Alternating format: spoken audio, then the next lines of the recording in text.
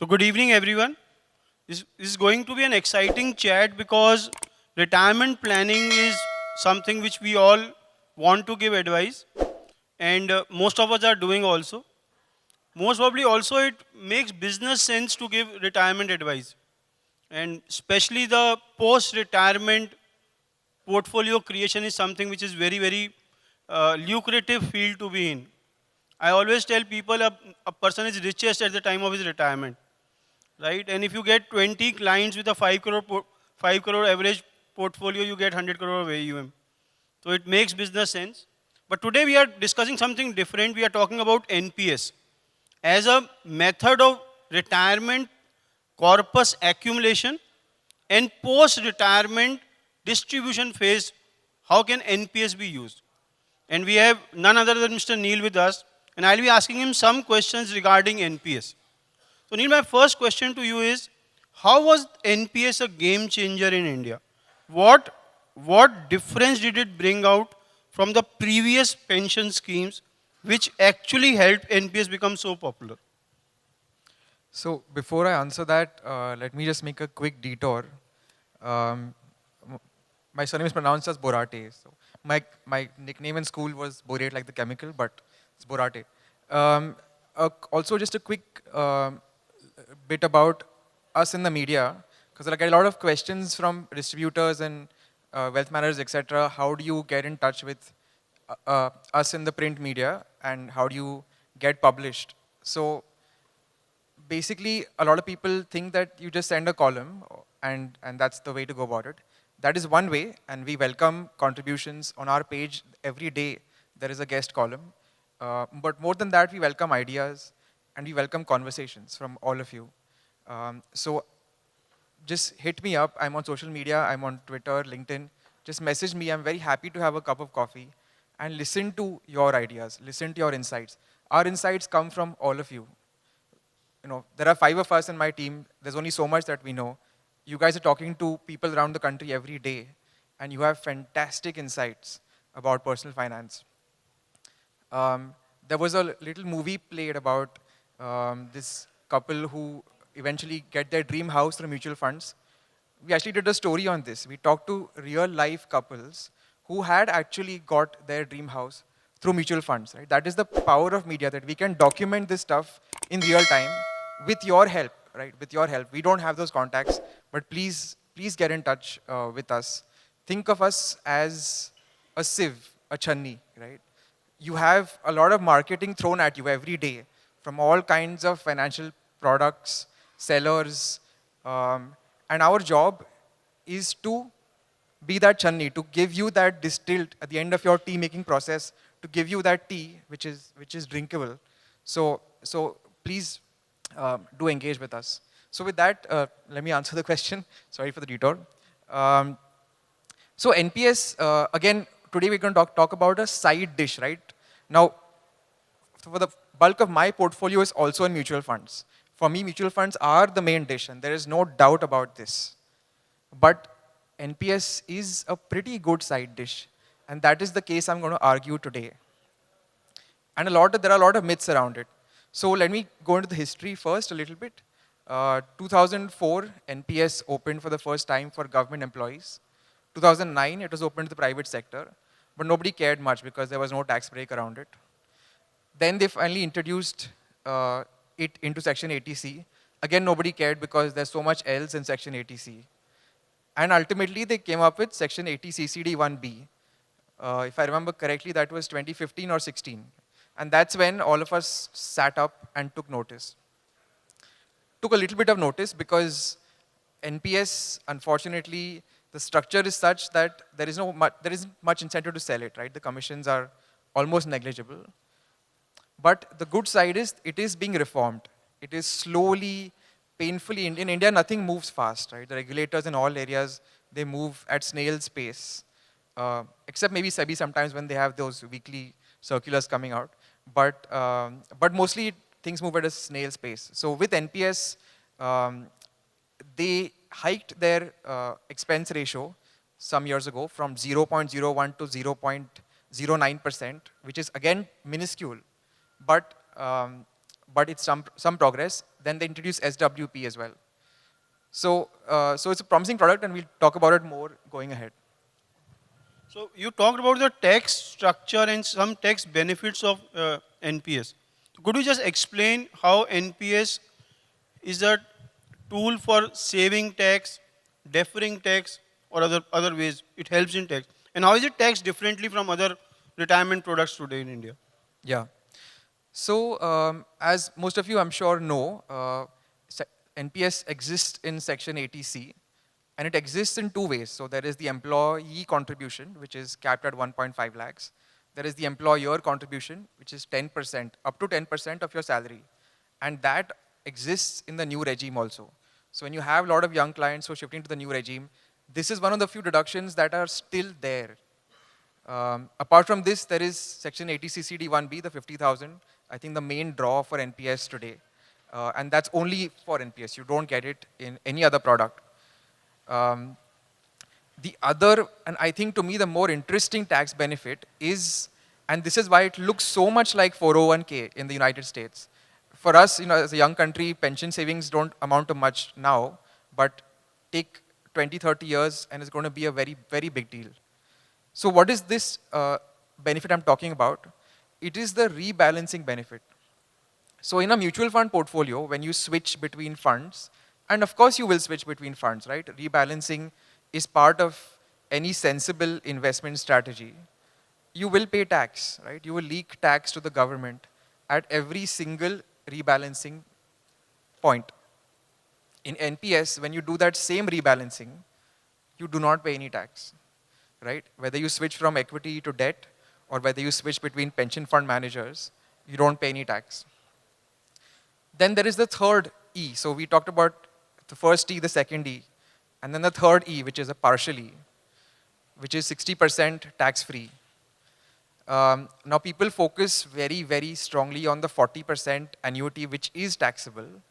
But there again, I see it differently, because the 40% is not taxed as a lump sum, right? You use it to buy an annuity, and the annuity is taxed.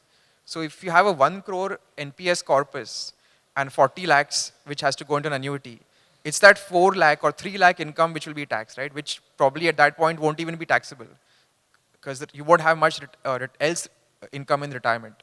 Your salary goes away. So it is a powerful product, and they are reforming it. They've introduced SWP recently, right? They've taken a leaf from the mutual fund playbook, and they've introduced SWP. Just a quick poll, how many of you invest in NPS personally, like personally have NPS account? Okay, a few hands. Interestingly, when I talk to corporate employees, a lot more people raise their hands, especially young employees. So it's catching on. And how many of you recommend it to your clients? Oh, that's fantastic. So a lot more hands there. So there are a lot of advantages to NPS, and they're not so well known, which is where that edge comes in from you as a distributor, I think. Question on this. People say I have to choose between an employee pension fund and an NPS. I have a choice. Suppose my company gives me a choice. So why should I choose a NPS over a EPF? So EPF has two parts to it, one is the mandatory part, which is 12% of your basic salary. And as we all know, companies keep the basic salary as low as they possibly can. Usually it's 20%, 10% of your actual C2C. So 12% of that is not going to move the needle for anyone. And it is a very clunky infrastructure, right? Withdrawing money from the EPFO, dealing with the EPFO is not fun. NPS that way is much better because it runs on a private architecture. There are private pension fund managers, and it's a much more smoother interface. So that's one reason. The other is you can top off your EPF with voluntary provident fund, or VPF, right? But that can go up to 100% again of your basic salary. So theek hai, let's say your basic salary is 30,000 rupees, and you go max out your VPF with another 30,000 rupees. Is that still going to move the needle? NPS, interestingly, has no upper cap. NPS has no upper cap. So The tax deduction is restricted at 50,000 rupees, but you can put 5 lakhs, you can put 50 lakhs, you can put 5 crores. Nobody's going to stop you. So that's another beautiful point around NPS. So, how does this lock-in period in NPS help create retirement portfolios on a behavioral finance point of view? So there's a very interesting Greek story, a myth, when Odysseus and his companions are coming back from Troy. I'm sure some of you have heard of the tale of Troy. Right. There are these mythical creatures called the sirens. And when they sing, the sailors hear it and they jump in the water. And then they die. And the way they avoided the sirens is that they chained themselves to the ships, and the ships passed that area. So NPS lock-in is precisely that. We are our own enemies when it comes to building wealth for the long term. I've been there. I've redeemed my funds far too early. And I'm sure there could be times in the future when I'm just genuinely afraid of the market, genuinely greedy, make some mistake. It will happen. And NPS will stop me from doing that. Great. Uh, how do you see NPS funds performance over the years in terms of returns, risk-adjusted returns? So, are they performing as per the other investment options, or are they doing better than that? So this is a somewhat complicated question because if you Google NPS returns, the first website is the NPS Trust website. It shows you the returns of different pension funds against their benchmark, usually the Nifty. And you will see a slight underperformance. You will see maybe 20 basis points, 30 basis points of slight underperformance. But partly that is the very small expense ratio, the other charges that are involved in NPS. Now, the benchmark is a hypothetical construct, right? None of us gets exactly the benchmark return. The clearest substitute is large cap mutual funds, right? Because NPS pension funds are predominantly in large cap companies. They can go into the top 200, so technically they can be mid cap if they choose to. But currently, most of them are kind of like large cap funds. So if you compare it with that category, actually, in many time periods, NPS funds have done better. Okay. And what about the other debt funds and the corporate debt funds, etc.? There, it's even more pronounced, that advantage, because the expense is so low, 0.09%. That's the cap, that they tend to beat mutual funds by a bigger margin. Now, obviously, there are a lot more categories in mutual funds. So if I compare credit risk with NPS fund, it's, you might find credit risk beating it. But for most sort of conservatively managed debt funds, NPS turns out better simply because of that very, very low expense ratio. So, how do annuities work in NPS? And what are the options available to clients after the maturity or the superannuation period? So this is again, the biggest pain point. People can't get over annuities. And at some level, I agree. I'm hoping that as part of the regulatory reforms, they do away with annuities at some point. But even if this is not happening, even if this doesn't happen, annuities, in retirement, you do need some stable cash flow, right? Can you rely entirely on the market? Can you rely entirely on, even an SWP, it's a cash flow that you need to generate. So annuity gives you that. The rates are low. They're like FD rates, sometimes lower. Again, that's tragic. There's not enough competition between insurers over there. But there are strategies you can employ. So if you don't have any kids that you have to pass on the inheritance to, then there is annuity with return of purchase price, where the insurer is taking a bet that you don't live very long, and the rates suddenly climb to double digits. And all of you, I'm sure, know that famous example, the French lady who entered into a bet with a speculator at the age of 80 that you pay me a fixed sum and when I die, my house goes to you. And she ended up outliving him, and his heirs paid her many times the value of that house before she died. So, so annuities can be strategically used in that way as well. Okay, and what about this new change about the SWP in an annuity? You can now maybe withdraw it as an systematic withdrawal plan on maturity. So how would that help? Yeah, so they've taken a leaf out of the mutual fund book by introducing SWP. Basically, the 60% that is tax-free in case you don't want to withdraw it in one go, you can just set up an SWP and get, let's say 8-10 years of essentially tax-free cash flows, right? Let's say you take it at the age of 60, that SWP might give you well into a decade of tax-free income. Okay. So, Neil, if I can ask you, what are your top 3 investments for retirement corpus accumulation? So as I said before, the core of my portfolio still remains mutual funds. So this is not an argument against mutual funds. It's not saying move away to NPS. It is that have that side dish on the plate because that makes the meal more tasty. So mutual funds are the bulk of my retirement portfolio. NPS is a big part of it.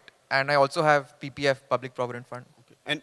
And what would you recommend people at the distribution stage, post-retirement, how to structure a portfolio?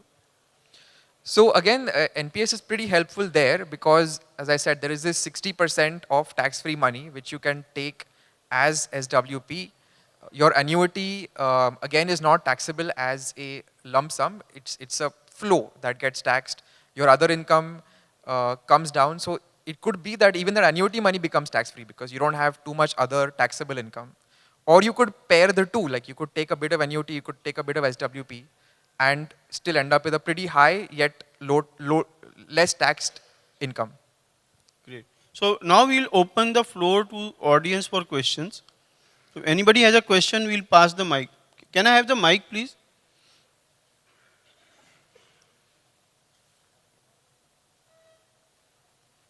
Yeah. Yeah. Please raise your hands. We'll be coming there. Sorry, and there is 2 more things that I forgot to mention. Yeah, sure. Go on, go on. Yeah. So one is that NPS, along with the other retirement options, PPF and Employees Provident Fund, all 3 rather, they have a section against attachment. No court can attach your balance lying in the Public Provident Fund or in an EPF account or in an NPS account. So for people who might have matrimonial disputes in the future, which is very likely, with the way things are going, that protection is there, that massive advantage is there. The second thing is people say that, ठीक है, अभी के लिए इतने सारे tax breaks है NPS में, पता नहीं अगले साल government क्या करेगी. We all know the example of mutual funds where at one point LTCG was 0, now it's 10%. Debt funds, there was 20% with indexation.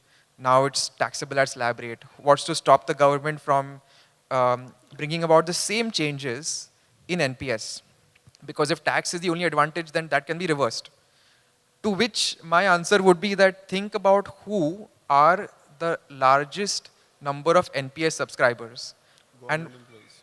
Right? Government employees. And does the government do things against its employees? So that is my reason for not being too worried on that score. Great reasons. So we have a question from that side. Ma'am, say. My question is that on maturity, 60% you get tax-free, correct? And 40% annuity. So that what annuity you get, it is taxable, no? Correct? Yes. That is one point. Another point is that these investments are made in the mutual funds, various mutual funds. So as against the what mutual fund schemes available in the market, direct and regular, and their commission rate, and here what is through NPS, their commission or that rate, is it what? Can you compare? What are the? Is it Yes. like direct or it is like regular? No, that's an excellent question because earlier there was almost no commission. Now there is a 0.25% commission cap. So it is possible to earn 0.25% of every contribution that your client makes to the NPS. Remember, it's of contribution and not AUM. So that still leaves NPS somewhat, sorry, my apologies, 0.5%. 0.5% is the cap on contribution. Again, it's on contribution, not on AUM. So that still leaves the NPS at a disadvantage against mutual funds, commission-wise, but it is there.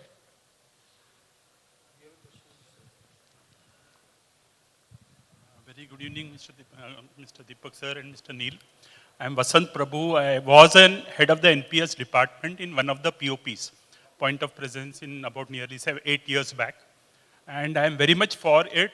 I mean, proposing NPS to my clients. The thing is that NPS has been a very good product, and they have done a lot of reforms since 2010 onwards, when that NPS has come for the all citizens model. I would say there are 3 disadvantages in NPS when the annuity phase. That is, first thing, it is taxable. The annuity, whatever is received, is taxable. Second thing, it is not inflation adjusted. I mean, you get a fixed annuity till from the point of 60 up to the death, last breath of your life. And third thing is the return of corpus is not available. There is only one option out of the various 9 options of annuities. Only one option, there is a, you get, every year you get 3%, but that is simple annuity, simple growth of annuity. It is not compounded growth of annuity. So compounded inflation does not take place. So I would say that from that point of view, whatever the advantages that are there in terms of tax benefit, they get washed out. I mean, the people, in case if the retirement phase, if they invest the entire corpus in annuity-based products, I mean, like NPS, what they can get, it is very much negligible, because at the point of 60, they will get a reasonably good amount. But 10 years down the line after 60, 15 years, 20 years down the line, the amount will be negligible in terms of what is the expected income that is required. So from that point of view, NPS, though it has made good progress in terms of, during the accumulation phase, it is good. During the distribution phase, there requires a lot of reforms when you compare it with 401. 401, I mean, what is there in US? You need a lot of reforms that are required. So what is your say on that, I would like to say? Yeah, so you're quite right. Annuities remain a pain point. Like you said, they are not inflation linked.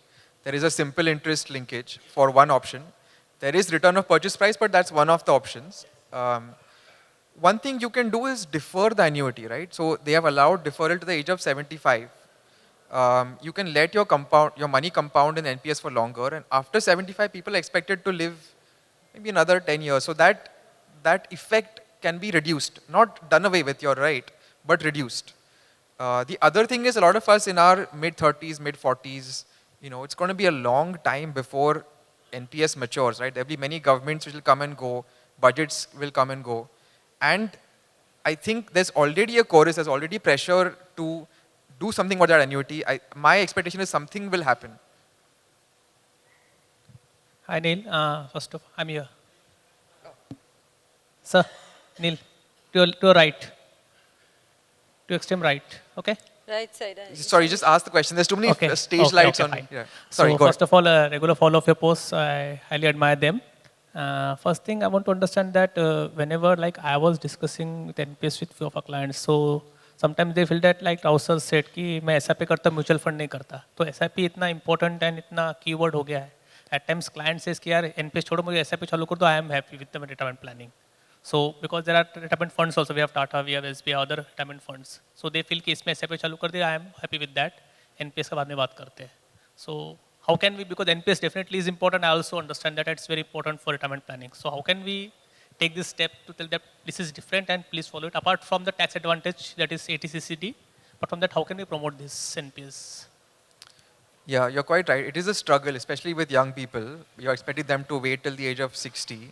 And when we're in the middle of a bull market and a small cap boom, people say that, including influencers, say that, just put your money in a small cap fund and hey, look, you've got 17, 18% in the past 10 years. That's what you'll get. Why bother with something as boring as the NPS, etc., etc. So yes, it is a challenge and a struggle. I think 2 things stand out. So one is tax, like we just discussed in detail, and that's a big part of it. The other is expense, right? It's an extremely cheap product compared to most of its competitors. So those 2, I would say, are the largest. Thank you very much, Neil. Thanks a lot. It was a pleasure conducting it for you.